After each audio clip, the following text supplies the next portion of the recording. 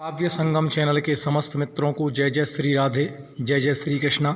मित्रों, आज हम सुहागपुर स्थित विवेकानंद पब्लिक हाई स्कूल में आए हुए हैं और आज यहाँ पर साहू समाज की अधिष्ठात्री देवी माँ कर्माबाई का जन्म दिवस बड़ी ही धूमधाम से मनाया जा रहा है।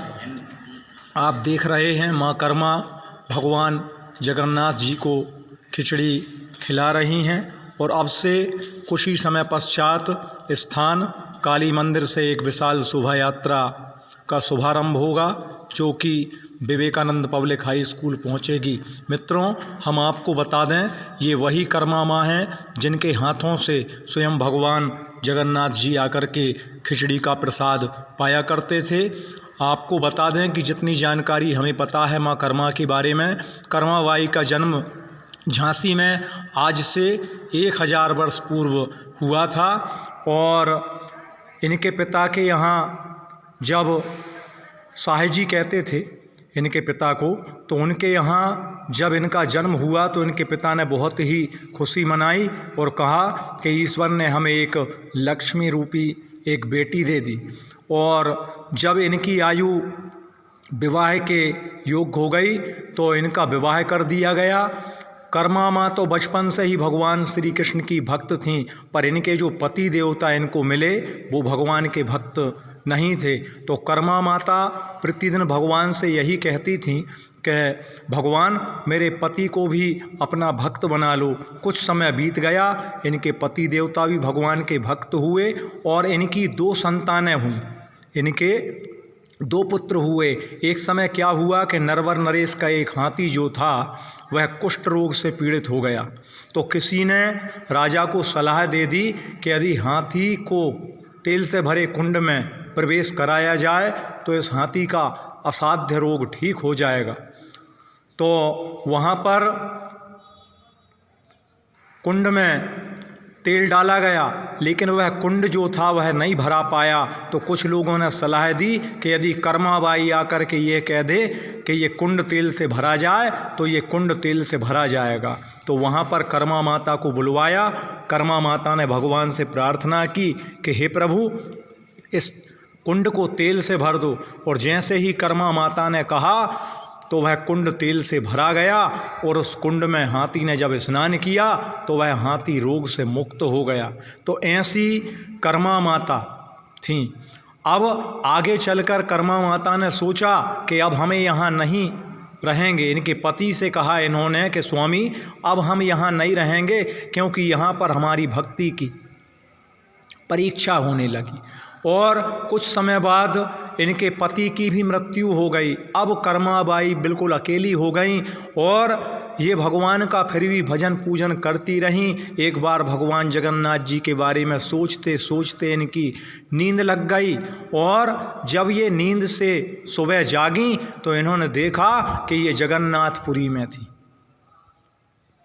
जगन्नाथपुरी में भगवान जगन्नाथ जी से बहुत ही प्रेम था। इनकी इच्छा थी क्यों ना मैं भगवान को अपने हाथों से खिचड़ी खिलाऊं। तो ये मंदिर में गईं और मंदिर में जाकर के जब इन्होंने चाहा कि मैं भगवान को खिचड़ी खिलाऊं तो पुजारी जी ने इनको भगा दिया, मंदिर से निकाल दिया। तो मंदिर के भगवान जगन्नाथ जी स्वयं जाकर के कर्मा माता से खिचड़ी मांगने लगे, कहने लगे माँ मुझे भूख लगी है।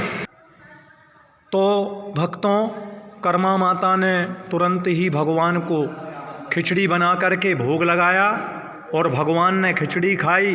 और जब भगवान खिचड़ी लगे हुए मुंह से मंदिर में पहुँचे तो पुजारी ने देखा कि भगवान के मुंह में खिचड़ी लगी हुई थी। तुरंत राजा के पास गया, बोले महाराज, आज हमारे भगवान हमारे हाथों से खिचड़ी नहीं खा रहे, ना जाने किसने भगवान को खिचड़ी खिलाई है। राजा ने पूरे नगर में मनादी करा दी और सभी के यहाँ पर जाकर के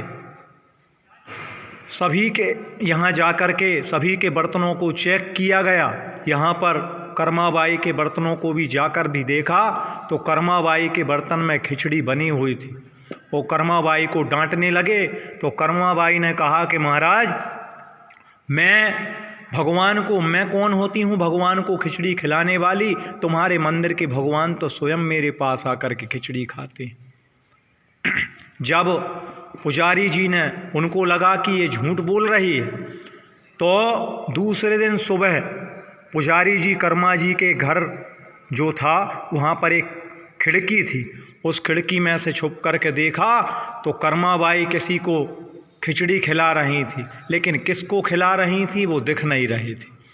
और पुजारी जी गए, बोले कर्मा तुम्हारे भगवान कहाँ हैं? तो भगवान कहते हैं जल्दी कर्मा, पुजारी आ जाएंगे, जल्दी कर्मा। तो इनका नाम तब से कर्मा बाई पड़ गया। भगवान ने कहा जल्दी कर्मा, तो इनका नाम कर्मा बाई पड़ गया। और जब कर्मा बाई ने भगवान से प्रार्थना की कि प्रभु आप दिख नहीं रहे, ये सभी लोग झूठ समझ रहे हैं, आप इनको भी दर्शन दें, तो भगवान ने सभी को दर्शन दिया और कर्मा बाई भक्त शिरोमणि की सभी पूजा करने लगे। तो ऐसी कर्मा बाई थी। भक्तों, हमारा भारत देश ऐसा है, यहाँ पर एक से बढ़कर एक भगवान के भक्त हुए। तो जब हम